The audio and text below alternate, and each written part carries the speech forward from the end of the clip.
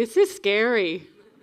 Oh God. Okay. So this is my first ever public speaking event. So I'm very nervous. My heart is pumping. But so just go easy on me while I get warmed up. I have like a bullet point here that just says nervous. Okay. So a big thank you to all of you guys for being here. A big thank you to people streaming. I don't know where to look, but you're out there. A huge thank you to all of the people backstage that are making this possible. The volunteers, everyone working leading up to this. Matt put together an amazing team. And a big thank you to Matt, who's standing right there. Thank you. Yes, round of applause. You're larger than life. You're dangerous because you make people do things they don't actually want to do. No, I'm joking. I'm so happy to be here. You had faith in me. I very much feel like the new kid on the block. But Matt saw something in my work and thought I had something to contribute to the conference. So thank you. Let's give him another round of applause. I'm Julie Solvstrom. I'm an illustrator and lettering artist.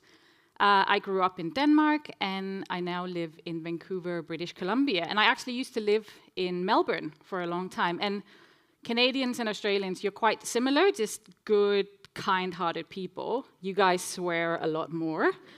And the coffee is so much better here. So if you haven't seen my work before, if you missed the massive thing Matt made out the front, I'll give you a little flavor of the stuff I do. So I make these bold, colorful lettering pieces. I am also an illustrator, so I've kind of figured out a way to incorporate them into one thing. I work across a lot of different kind of mediums, book design, some packaging, lots and lots of clothing. And this is so much fun. Like I can't believe I get to call this work and do this every day. I feel very grateful to do that. And I very much feel like I've found my passion in what I've done. So when it comes to finding your passion and kind of going after the thing your heart desires to do, we often run into these ones. Just like, no guts, no glory. Throw caution to the wind, or no pain, no gain. And I'm sure we've all heard them before. They're very motivating, they're very energetic, they get us really like fired up. This high risk, high reward narrative. And I'm okay with a little bit of risk. I'll happily on a whim move to the other side of the world. But they kind of give you that impression that in order to pursue your passion, it has to be this great big like grand gesture and like kind of flipping your table upside down and going after it. And if you're anything like me, all that does is just have you into a little ball of anxiety and despair. So my talk today is going to be an antidote to that narrative. So I've named it The Slow Burn. My journey here into lettering has very much been a slow burn. Some of it has been intentional, and most parts of it I could have never predicted. My style and my path has just taken me in all sorts of different directions. I spent a lot of time doing something I didn't really love because it felt safe. And I think over time I realized that the thing I was really passionate about was actually hiding in plain sight. So my hope for this talk today is to just show you the beauty in taking things slow, and that many small, consistent steps over a long time can take you some really beautiful places. So I'll take you way back. Obligatory childhood photo. I grew up in Denmark, in a small island, in a small town, and I was kind of your classic creative kid. Just always deep in a stack of my mom's printing paper. I wasn't very good at like the traditional subjects, wasn't very good at Danish or English or math. And unfortunately, being from a small town, like the creative career wasn't really something the career counselor ever mentioned to me. So I spent a long time figuring out what I wanted to do. and I used a lot of that time traveling, which in 2009 brought me here to Australia, and I fell in love with it. I knew I wanted to stay for longer. So I did, and I met a girl who worked as a graphic designer, and that was my first introduction to graphic design, and I knew that was something I wanted to do. So I spent the next 4 years working 3 jobs to save up for 2 semesters at a degree in graphic design, and I managed to do it, sent off my application, I got in, and then shortly after that I realized I had kind of missed some very significant dates on my visa, and I was very firmly asked to leave the country and not come back anytime soon. So that, inspired some soul searching and landed me back in Denmark, where I applied and got accepted to the Danish design school, which was easier considering I wasn't dealing with the immigration system there. So I cut my hair and I pierced my nose and I started rolling cigarettes, because that's what you do. That's what you do at design school. And for the first time, I really felt like I belonged, like I had found something. I just felt like this is the place for me. So finished my degree in 2017 and went to Canada. And I had just touched the ground, and I realized this is just somewhere I want to stay for a lot longer. This is also when I got my first job as a graphic designer, working with a small agency in Vancouver, and this was just the best job. It was so fun. It was a small team, so you kind of got thrown in the deep end, and I loved working here. Unfortunately, my immigration luck followed me, and you're going to think I'm the most chaotic person, which is not untrue, but I also had to leave Canada. So I know. So 2020, beginning of 2020, left Canada, and we all know what else happened in 2020. COVID happened right as I left, but I still managed to travel a whole year, just waiting out my visa in Canada, which was not coming through. And I just spent the whole pandemic kind of like skip-hopping around the globe to whatever border was open at the time. That got old really quickly. So after a year, I ended up in England and got a job as a graphic designer at a greeting cards company. And I thought I'd just share just one of my pieces, just to give you a little idea of what I was doing. So this, as you can imagine, this is not what I thought I'd be doing when I finished my swanky graphic design degree. But that being said, this was so much fun. Like, there was just no rules. It was the wild west of graphic design. Nobody cared about fonts or aligning things or sticking to a brand manual. You just slap anything on a greeting card and sell it. So it's not super sexy, but a lot of fun. So 2022, my visa came through for Canada, and I came back and worked with Vigilantes again. So around this time was when I started really sharing my lettering work online, and I was for the first time getting a lot of eyeballs on that, and I was getting commissions for the first time. So pretty quickly it got to a point where I couldn't do the full-time job as well as the lettering, and as any risk-averse person will do, instead of flipping my desk, I just went part-time and eased into it. So part-time, and only just got settled into that before work completely dried up for the company, and I had no job. So I was at a point where I had to decide, okay, am I going to go out and get a new job or as a graphic designer, or am I going to do the big scary thing and go all in on lettering?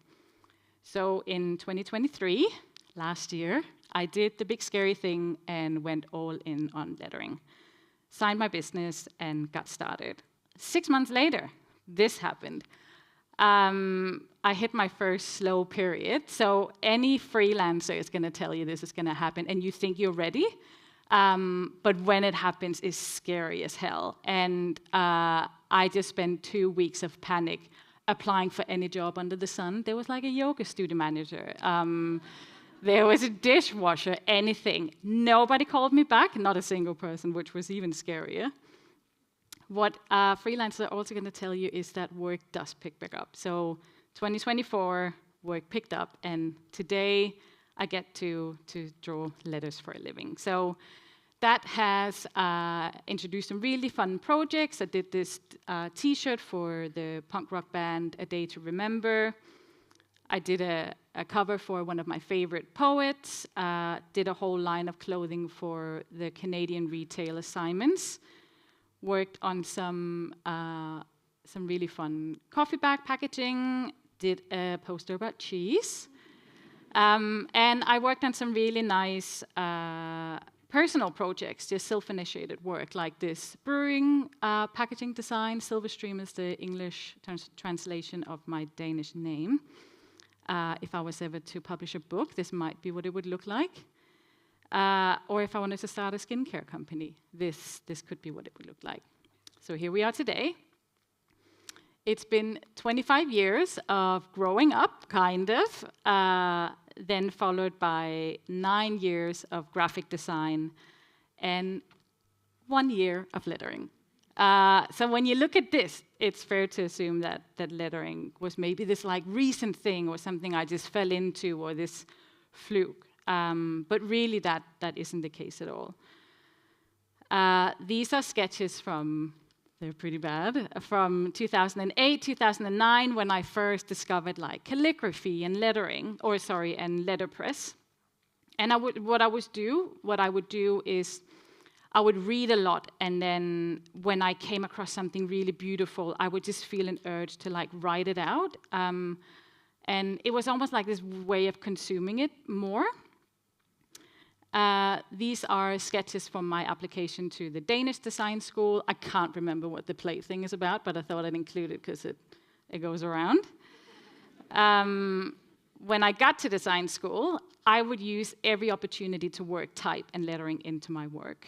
When I worked for the company in Canada, I would use every morning, every lunch break, every evening that I wasn't working, just filling out tons and tons of these sketchbooks. I didn't have any intention of doing anything with this. It was purely for me. I just couldn't not do it, and it was almost like therapy to me. It was like a way to process my emotions and just the struggles of being alive.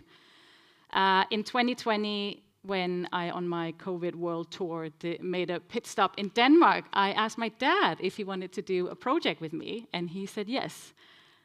This is my dad in all his glory. I just want us to take an opportunity to appreciate the ridiculous thing he's wearing. And how did nobody stop him? Because this is, it's quite the look.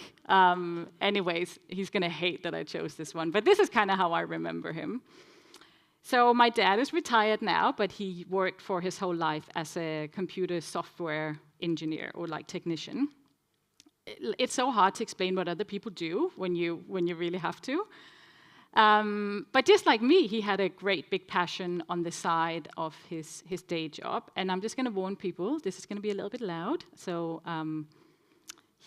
my dad really loves to blow shit up.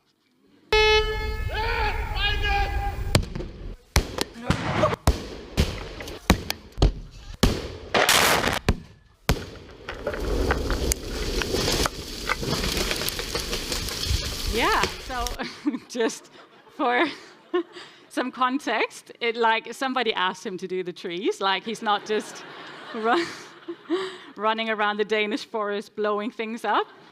It's like a biodiversity thing because the beetles of Denmark don't know how to like procreate. I don't know, fuck. So I also thought I would include his website because I feel like I'm in a space where people can really like appreciate this. This is his current website since like websites came about. If you go to explosives.dk, this is exactly what you're going to see. And the worst thing is, both of his kids are graphic designers. We failed you, Dad. Like, we failed you big time. It's kind of so bad it's good, though. I feel like there could be some webbies thrown at this thing.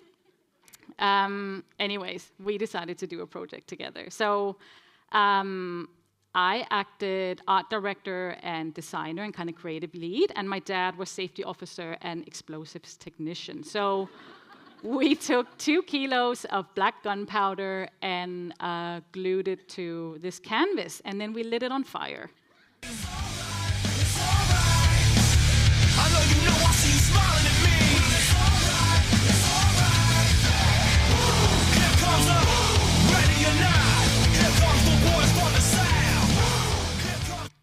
And this was the finished piece, and kind of cool how to see the grain kind of travel over the canvas. 2021 came about, and I did my first ever 36 days of type. And for people who don't know this, it unfortunately doesn't exist anymore, but it used to be a type challenge that would lived on Instagram, and for 36 days, once a year, you went through the whole alphabet, all the numbers, and every day, thousands of people would post their letter, and it was just an amazing thing for the type community. And anyone who's done it will know that you get to day 4 and you want to like drown yourself in the sink, because you've way overcommitted. You've made it so complicated. This was ridiculous. I wanted to save the world as well, so every letter represents an animal and a plant that's endangered, which I thought, this is how I save the world. So the time that went into this thing was ridiculous, and I barely made it through it. And you swear, once you've done 36 days of type, you're like, I will never do this again. And then you do it again. So this was 2022. I did my second year, and you can see I kind of just toned it down a little bit. There's no endangered species in this. 2022 was also when I just started my work, got a little bit more refined. I moved from the notebooks into the iPad, and I started just incorporating illustration into it as well. 2023 was really when I felt like I found my style. Like I felt this is me. Like this is what I should be doing. And just every single piece here was self-initiated work. There's nothing paid here. Almost everything I did last year around this time was just my own kind of what I wanted to do, because I couldn't help not to. And I included Matt's and mine collaboration in the corner as well. So then on to now. This is my work now, as you maybe know it if you have a stalk through Instagram. And it looks a lot different than the first sketches back in 2028, and it's probably going to look a lot different in 5 years' time. I hope it will. And the reason I'm showing you this is just to give you a little sense of how long it really took from like when I discovered my love for type and lettering to getting to do this for a living. It was 15 years of just showing up every single day. And it was never this great, grand, like dramatic gesture of going after it. It was really slow. And it was these small, consistent steps over a really long time that got me here. So I'm just circling back to this notion of the slow burn and my personal experience in the beauty in taking it slow and just building a really solid foundation. And there's just so much time to figure out what it is we want to do. There's not really any rush. I think sometimes we get a notion that it all has to be fast. It's okay to get it wrong the first time. It's okay to find yourself in an industry that maybe doesn't quite feel right. You can change like twice, 3 times. Do it as many times as you want. There's nothing wrong with that. And I just want to like be transparent, I think all of us, about the fact that these things don't just happen overnight. They take so long. And I don't want that to be a daunting thing. I want it to be a reassuring thing that just putting in the time and the effort over time can get you where you want to go. So if you found that thing that makes time slow down, that you feel really passionate about, just really hold on to it, because it's such a special thing and it's such a privilege to have it. And if you haven't found it yet, don't worry, there's plenty of time. Just keep like playing and exploring and experimenting, and I promise it will find you. Just kind of have to stick with it. And I think a lot of this is just perseverance. It's just keep going with it. And you're not going to know what it's going to look like or what the journey is going to look like, but you will get there. Just just keep at it.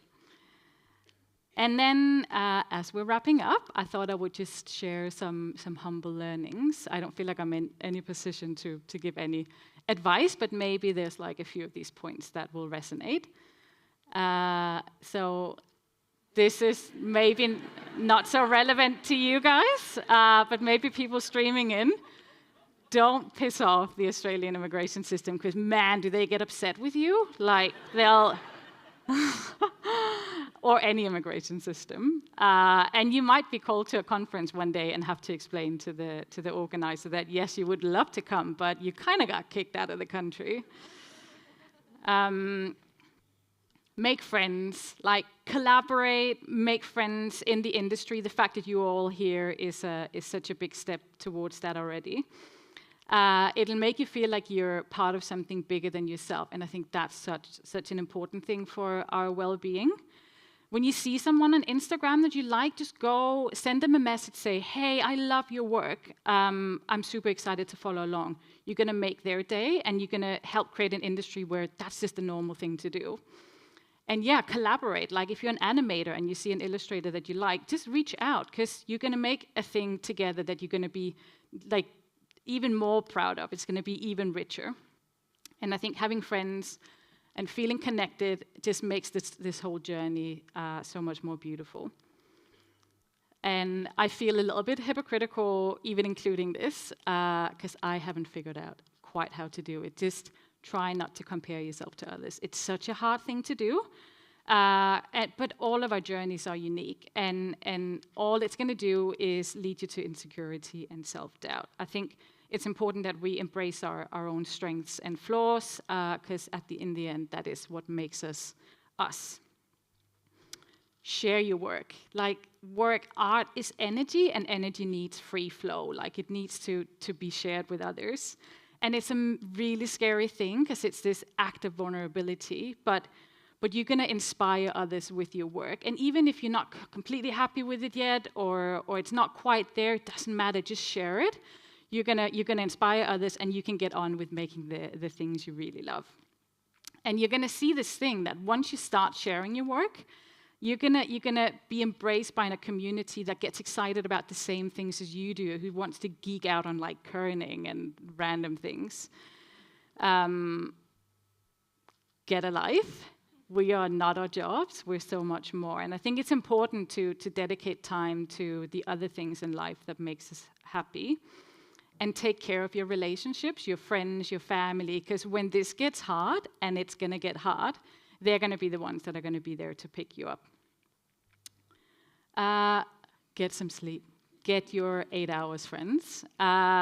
When you're sleeping, your brain is going to take all the impressions, all of the information, and it's going to just sort everything neatly in your head. When you skip the sleep, that's just really quickly going to get super messy up there. And there's going to be no room for new ideas, for creativity, and for you to grow. And it's so hard, I think, in our industry, because we're usually quite happy to stay up till 2 in the morning doing the work we love. But yeah, I think it's so important, and we're going to make better work for it. Be nice. I've met a lot of you already, so I can personally attest to the fact that you are all incredibly nice people. So this is not about that. But I think be nice to yourself. It's like I spent so long being so hard on myself, giving myself a really hard time over like where I was, the work I was doing. And I think if we're not going to be nice to ourselves, we can't, like, how do we expect other people to be nice to us too? So I think it's important to try and be our own biggest fans and biggest cheerleaders. And then lastly, have fun, because we're so lucky to be in an industry that cherishes play, fun, humor, and I think we really need to take advantage of that, because like this is not that serious. It really isn't, and that's a good thing. And I think it's important to play and experiment and just really have fun and enjoy the journey. So that is all from me today. A big thank you for listening.